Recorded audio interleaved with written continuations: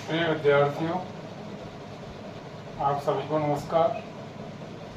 जैसा कि हमने आपको बताया था कि हम आप जो वीडियो के माध्यम से हम लोगों को आपको अंग्रेजी के बारे में कुछ जानकारियाँ दे रहे हैं, जिनको आप नियमित रूप से पढ़ने की और देखने की कोशिश करेंगे। और इसमें कोई भी अगर आपको कन्फ्यूजन होता है तो आप कमेंट बॉक्स में उसके लिए आप अपना सुझाव दे सकते हो। अपनी कोई प्रॉब्लम से हो आप कमेंट बॉक्स में लिख सकते हो। तो विद्यार्थियों, जैसा कि अंग्रेजी में हम पार्ट्स ऑफ स्पीच के बारे में पढ़ते हैं। पार्ट्स ऑफ स्पीच में 8 टॉपिक बताए जाते हैं, जिनमें से एक टॉपिक होता है वर्ब। वर्ब एक बहुत ही महत्वपूर्ण पार्ट है जो कि एक सेंटेंस की जान होती है। बिना वर्ब के कोई सेंटेंस नहीं हो सकता। बिना सेंटेंस के हम बिना वर्ब के कोई सेंटेंस संपूर्ण नहीं कर सकते। तो प्रिय विद्यार्थियों, हम आज वर्ब के बारे में पढ़ेंगे। वर्ब हमारा सबसे महत्वपूर्ण पार्ट है। ये एक सेंटेंस में अपना एक इम्पोर्टेंट रोल प्ले करती है। इसके बिना कोई सेंटेंस कंप्लीट नहीं माना जाता है। तो हम भिन्न भिन्न अवस्थाओं से, स्थितियों से, परिभाषा के माध्यम से हम वर्ब के बारे में समझने की कोशिश करेंगे। जैसे वर्ब को हम इसकी डेफिनेशन है, जैसे a verb tells us about an action, position, relation, state of being. यानी वर्ब वह शब्द है जो हमें कार्य, अधिकार, संबंध, किसी स्थिति के होने के बारे में बताता है। जैसे वर्ब जो है, जैसे हम कोई भी क्रिया करते हैं, या हिंदी में जिन शब्दों के पीछे ना आता है, उठना, बैठना, खेलना, खाना, पढ़ना, ये सारी चीजें क्रिया कहलाती हैं, जो हमें भिन्न भिन्न स्थिति दर्शाती हैं। जैसे एक्शन के रूप में कहें हम, जैसे कार्य ही इज प्ले, वह खेल रहा है, तो इसमें जो प्ले है वो हमें एक क्रिया है। पोजीशन या रिलेशन, जैसे Rohan has a car, Rohan के पास एक कार है, या ही हैड ए बुक, या उसके पास एक पुस्तक थी, तो ये हमें अधिकार बता रहा है, पोजीशन बता रहा है। जैसे स्टेट ऑफ बीइंग, किसी अवस्था के होने के बारे में बताता है। जैसे राम इज इल, तो यहाँ पे जो इज है ये क्या है? ये विद्यार्थी, ये वर्ब है। तो विद्यार्थियों, हम कुछ वर्ब के उदाहरण लेंगे। एग्जाम्पल्स ऑफ वर्ब्स हैं, जैसे चिल्ड्रन स्टडी, बच्चे अध्ययन करते हैं। तो स्टडी इसमें क्या है? एक कार्य है, एक एक्शन है। ही विल कम, वो आएगा, तो इसमें कम क्या है? एक कार्य है। पोजीशन और रिलेशन, जैसे I have a big house, मेरे पास एक बड़ा घर है, या किसी स्थिति के पास होना, ये क्या दर्शाता है? ये एक अधिकार दर्शाता है, पोजीशन दर्शाता है। स्टेट ऑफ बीइंग, जैसे किसी अवस्था है, जैसे सीता इज टॉल, सीता लंबी है, तो ये सीता के लंबी होने की स्थिति दर्शा रहा है। वी आर हैप्पी, हम वी आर हैप्पी, जैसे कि हम खुश हैं, तो ये हमारे खुश होने की स्थिति दर्शा रहा है। तो इस तरीके से भिन्न भिन्न तरीके से वर्ब हमें अपनी अवस्था, अपने संबंध और एक्शन के बारे में बताती हैं। प्रिय विद्यार्थियों, ये क्रिया के बारे में और इसकी परिभाषा हमने बताई। अब इसके आगे जो भी पार्ट है, जो भी वर्ब्स हैं, इन्हें हम पढ़ेंगे types of verb.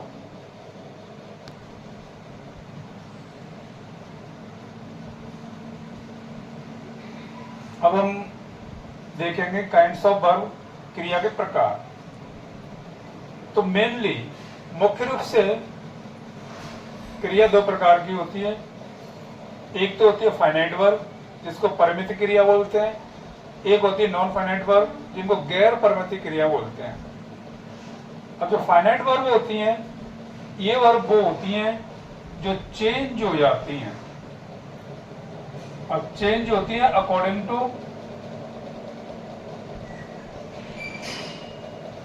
Subject and tense. ऐसी क्रियाएं जो सब्जेक्ट और टेंस के ऐसी क्रियाएं जो सब्जेक्ट और टेंस के अकॉर्डिंग बदल जाती हैं वो हमारी फाइनाइट वर्ब होती हैं। और ऐसी क्रियाएं जो किसी टेंस, किसी सब्जेक्ट आदि के अनुसार नहीं बदलती हैं उनको कहते हैं हम गैर परमित क्रियाएं या नॉन फाइनाइट वर्ब। तो प्रिय विद्यार्थियों, हम एग्जाम्पल के अनुसार जैसे सी goes to play, she goes to play, I go to play।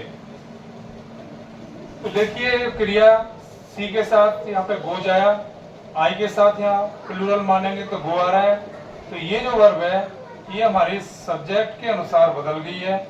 तो विद्यार्थियों, ये हमारी वर्ब कैसी हो गई? ये वर्ब हमारी कहलाएगी फाइनाइट वर्ब। टू प्ले, ये क्रियाएं न तो सब्जेक्ट के साथ एक वचन के साथ बदली न बहुवचन के साथ बदली, तो ये वर्ब जो कहलाएगी नॉन फाइनाइट वर्ब।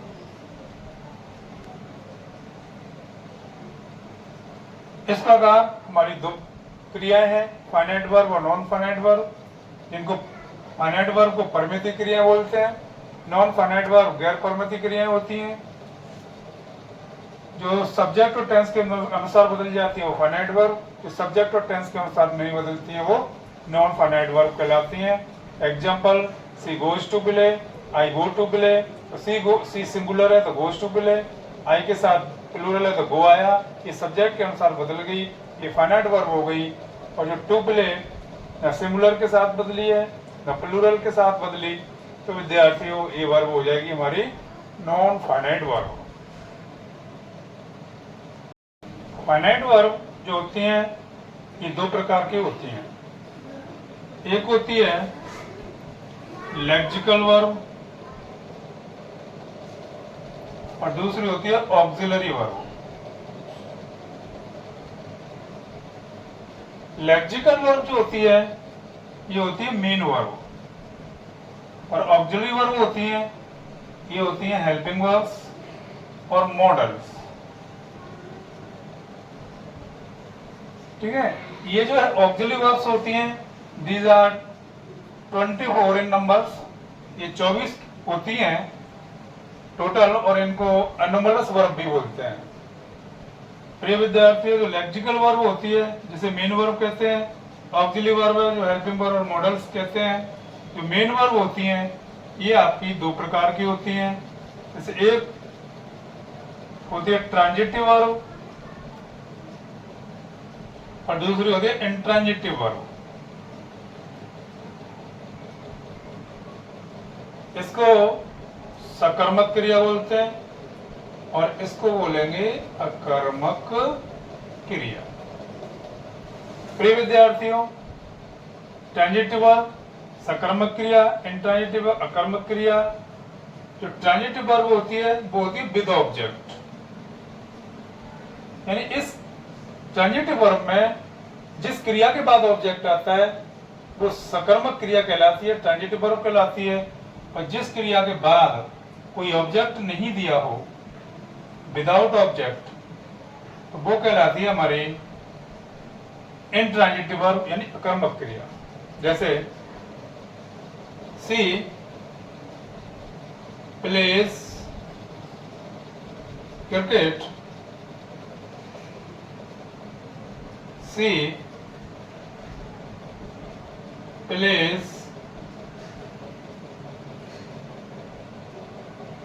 सपोज, जैसे अगर हम मान लें कि सी प्लेज क्रिकेट, सेम सब्जेक्ट है सेम क्रिया है, लेकिन इस क्रिया के बाद ये ऑब्जेक्ट दिया हुआ है, तो इसके लिए ये होगी हमारी ट्रांजिटिव वर्ब। और अगर इस क्रिया के बाद कोई ऑब्जेक्ट नहीं है या कोई अदर सब्जेक्ट दिया हो ऑब्जेक्ट के अलावा, तो ये हो जाएगी हमारी इंट्रांजिटिव वर्ब। तो विद्यार्थियों, वर्ब हमारी दो प्रकार की हैं, एक फाइनाइट वर्ब, एक non finite verb. Finite verb जो अभी बताया था आपको परिमित क्रियाएं होती हैं, नॉन फाइनाइट गैर परिमित क्रियाएं होती हैं। ये सब्जेक्ट और टेंस के अनुसार बदल जाती हैं, ये क्रियाएं सब्जेक्ट और टेंस के अनुसार नहीं बदलती हैं। फाइनाइट वर्ब दो प्रकार की होती हैं, लेक्सिकल और ऑक्सिलरी। लेक्सिकल वर्ब होती है वो मेन वर्ब होती है, ऑक्सिलरी वर्ब होती है वो हेल्पिंग वर्ब और मॉडल्स कहलाते हैं। ये संख्या में 24 होते हैं, इनको एनोमलस वर्ब भी बोलते हैं। मेन वर्ब जो होती है वो ट्रांजिटिव वर्ब और इंट्रांजिटिव वर्ब। ट्रांजिटिव वर्ब हमारी सकर्मक क्रिया होती है, इंट्रांजिटिव अकर्मक क्रिया बोलते हैं। सकर्मक क्रिया होती है विद ऑब्जेक्ट, इंट्रांजिटिव यानी अकर्मक क्रिया होती है विदाउट ऑब्जेक्ट। जिन क्रियाओं के बाद ऑब्जेक्ट दिया हो वो होते हैं हमारे ट्रांजिटिव वर्ब, और जिन क्रियाओं के बाद ऑब्जेक्ट नहीं हो वो होती है इंट्रांजिटिव वर्ब यानी अकर्मक क्रिया। जैसे सी प्लेस क्रिकेट, सेम क्रिया सेम सब्जेक्ट है, लेकिन इस प्लेस के बाद में क्रिकेट यानी ऑब्जेक्ट दे रहा है तो ये ट्रांजिटिव वर्ब हो गई, इसके बाद में कोई ऑब्जेक्ट नहीं दिया है तो ये इंट्रांजिटिव वर्ब हो गई। आगे विद्यार्थियों एक छोटा सा विषय है सब्जेक्ट, लेकिन इसमें स्टूडेंट्स को कंफ्यूजन रहता है। कई स्टूडेंट्स ये नहीं समझ पाते कि कितने ऑब्जेक्ट होते हैं। ऑब्जेक्ट हमारे दो प्रकार के होते हैं, एक होता है डायरेक्ट ऑब्जेक्ट, दूसरा होता है इनडायरेक्ट ऑब्जेक्ट। जो डायरेक्ट ऑब्जेक्ट होता है ये हमारा होता है नॉन लिविंग, इसको नॉन लिविंग बोलते हैं, जो कि निर्जीव होता है। इसमें जो भी चीजें the things can not move itself, वो चीजें अपने आप चल फिर नहीं सकती, जैसे book, chair, table etcetera. Indirect होती है लिविंग, इनको बोलते हैं सजीव। जैसे मेन जो ऑब्जेक्ट है me, us, you, her, him और देम, इनमें पर्सन्स वगैरह जो भी सजीव हैं उन चीजों को भी हम ले सकते हैं।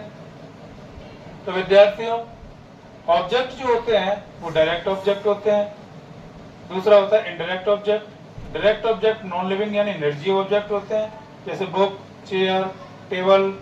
इनडायरेक्ट ऑब्जेक्ट होते हैं वो लिविंग यानी सजीव ऑब्जेक्ट होते हैं, मी, अस, यू, हर, हिम और देम, पर्सन एक्सेट्रा, जो भी सजीव है वो सब इसमें आएंगे। इनके अलावा अन्य ऑब्जेक्ट भी होते हैं,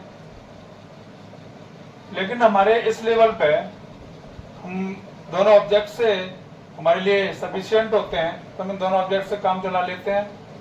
इसके अलावा अगर हम लें तो एक नॉलेज के बेस पर एक रिफ्लेक्सिव ऑब्जेक्ट होता है, रिफ्लेक्सिव। एक कॉग्निट ऑब्जेक्ट होता है और एक एडवर्बियल ऑब्जेक्ट होता है। ये थोड़े हायर लेवल पे काम आते हैं। तो विद्यार्थियों आप इन दोनों ऑब्जेक्टों का ध्यान रखें।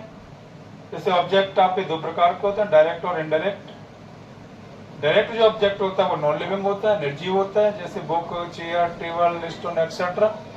इनडायरेक्ट ऑब्जेक्ट होता है वो लिविंग होता है, जैसे ये सजीव होता है, me, us, you, her, him, them, person. इसमें एक प्रॉब्लम में ये है कि अगर दोनों ऑब्जेक्ट वाक्य में आते हैं तो हम पहले कौन सा ऑब्जेक्ट यूज करेंगे। अगर सेंटेंस में दोनों अगर ऑब्जेक्ट हम यूज करते हैं तो पहले हम सजीव ऑब्जेक्ट यूज करेंगे, इनडायरेक्ट ऑब्जेक्ट यूज करेंगे, उसके बाद हम डायरेक्ट ऑब्जेक्ट यूज करेंगे। अगर हम इनडायरेक्ट ऑब्जेक्ट यानी सजीव ऑब्जेक्ट को पीछे या बाद में यूज करते हैं तो इनसे पहले हमें टू का प्रयोग करना पड़ता है। तो ग्रामेटिकली इस तरीके से सही माना जाता है। तो विद्यार्थियों इनको आप रिवाइज करने की कोशिश करिए और इसमें कोई भी आपको प्रॉब्लम आती है आप कमेंट बॉक्स में कमेंट करें, इसको लाइक करें, शेयर करें, सब्सक्राइब करें। वो इसलिए कि ये अन्य विद्यार्थियों तक वीडियो पहुंच जाए तो वो उनको भी इसका लाभ मिल सके। धन्यवाद। तो विद्यार्थियों, वर्ब का जो नेक्स्ट पार्ट है वो हम दूसरे पार्ट में आपको बताया जाएगा। ये पहला पार्ट है, तो बहुत ही शीघ्र हम दूसरा पार्ट डालने की कोशिश करेंगे। तो जब तक के लिए यही, धन्यवाद।